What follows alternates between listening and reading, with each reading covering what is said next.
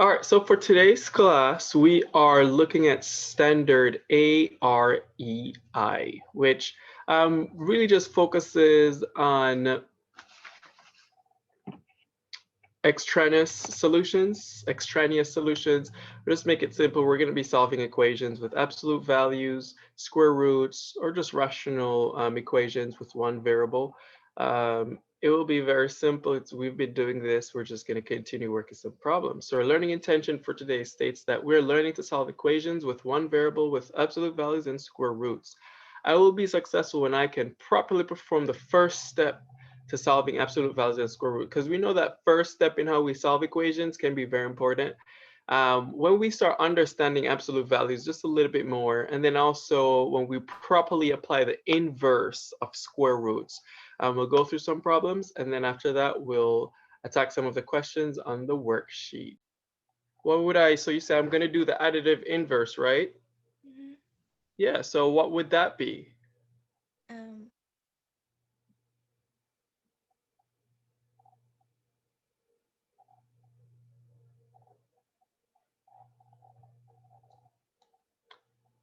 I don't know if I lost connection. Did I lose connection? I think you might. everyone froze on my side. I don't know what happened. What did you say, Renee? I said, um, turn the positive 8 into negative 8 and then Yes. negative 8 to the 16. Yes. Why am I putting it on the right side? Because whatever you do to one side, do to the other. Yes. Cool. All right. So everyone else, yes, I'm seeing. Yes, Adrian. Yes, Taryn. That's right. That's good. I'm seeing the chat. So once you put it in there, I'll see it as well. So what my next line, my additive inverse was performed. I'm interested to find out what I do next. Let's see who pops up on my screen. What do I do next? Keely, you're at the top of my list. How are you today? What do I do next? Everyone else, you could put stuff in the chat. I'll see it. Yes, that's right. Miss Rice, that's right. Keely, what happens next? Yeah, Keely said, ooh, I'm getting some people saying square it and get rid of the square root. Ooh, I think we're overlooking something. Miss Rice, you hit it right on the target. There it is. Miss Rice suggested that we divide by 2. All right, we divide by, so we divide by 2 because we want to get rid of this 2 right here. All right, so we have the square root of x minus 3 is equal to 4.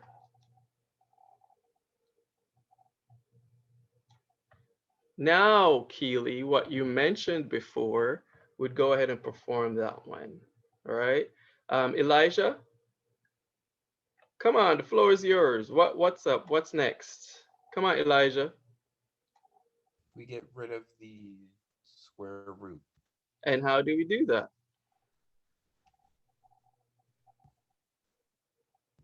Trying to think of the term, but we multiply it by itself. So what is the inverse? Square it. What is it called? You square it. Yes. So tell me what to write. I'll write exactly what you tell me. So you said I'm squaring this right here. Yeah. What And next? you have to square the 4 as well. Okay. Now what would my next line be? I'm gonna put it up here. Just get some space. What would my next line be? X minus 3 equals 16. X minus 3 equals 16. Okay, that's that. Does anyone remember the property for what I'll do next? What is the property called for what I'll do next?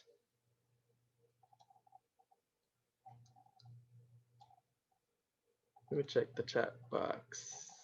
Yes, Renee, yes, Keely. Adrian, Mallory, and Tabadrik. Where y'all at? I'm trying to see y'all.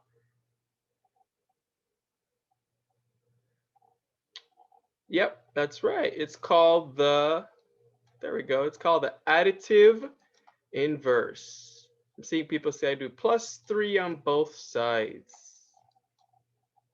So then x is equal to 19.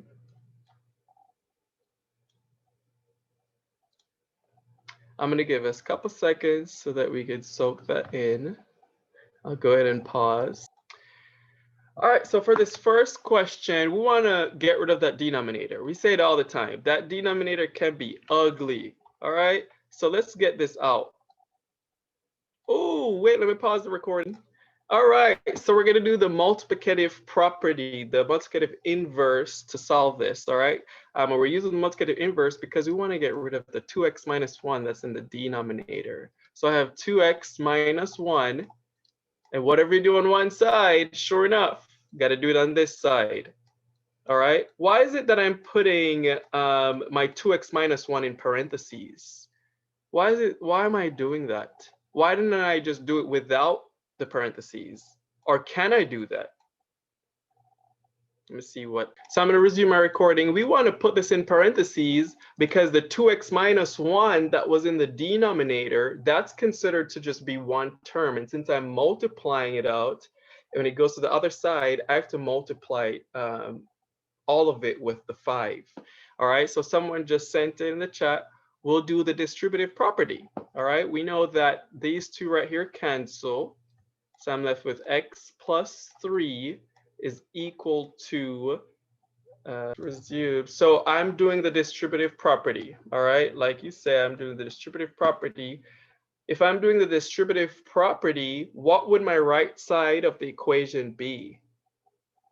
Let's go ahead and put that in the chat. I like that you guys are just sending stuff. I'm trying to keep up, I promise. So if I do the distributive property, yeah, 5, that is 5. Okay, Rice, yes. Thank you for correcting that. I'm resume recording. Right here it says 10x minus 5. I'm going to pause. Second, and resume recording. You said minus 3. And where do I put this minus 3 now? Right under that one. Under which one? 5. Yeah, the minus 5. Do you know why I'm doing that? Why am I moving that 3 from the left side to the right side? Why did I decide to do that? Why are we doing that?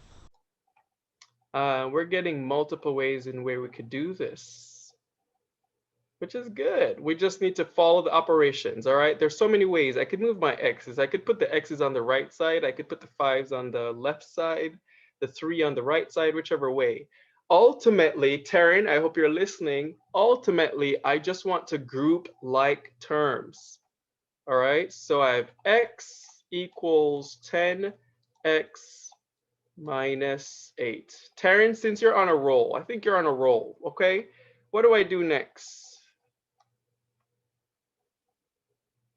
U minus x from both sides. I'm going to minus x from both sides.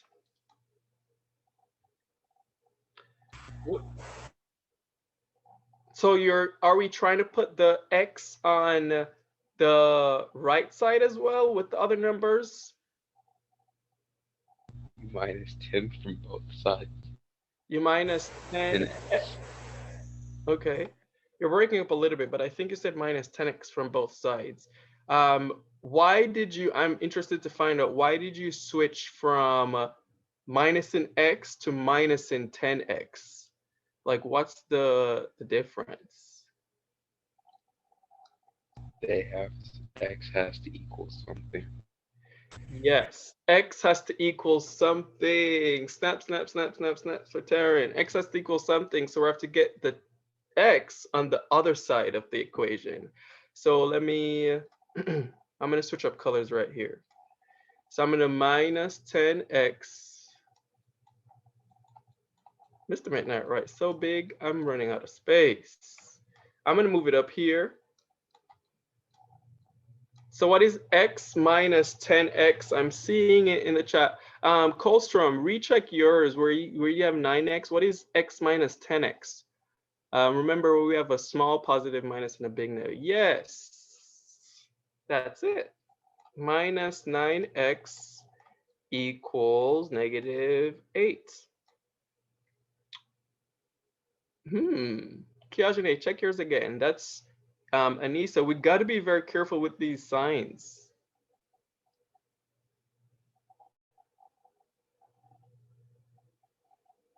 Yeah, there we go. Let's see. Ta-na-na-na-na. Who's gonna be a lucky person? Tabadrick. Yes, Felipe, that's right. Tabadrick, we're right here with this equation. What would be my next step?